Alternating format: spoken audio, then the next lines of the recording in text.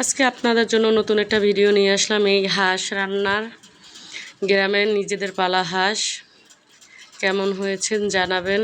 আপনাদের জন্য, আপনারা আমার এত কষ্ট করে ভিডিও করি, আপনারা আমার পাশে থাকলে আরও মনে উৎসাহ লাগে, যে আরও কষ্ট হলেও মনে লাগে না যে কষ্ট করছি। দয়া করে আমার পাশে থাকবেন। এই তো হাঁসের ময় মশলা সব দিয়েছি। অনেকে হাঁস রান্না করে হাঁসে গন্ধ আসে, জানি না কীভাবে আসে, কিন্তু মশলা দিলে আমি রান্না করলে কোনো সময় গন্ধ আসে না। এই তো দেখেছেন কত সুন্দর কালার হয়েছে।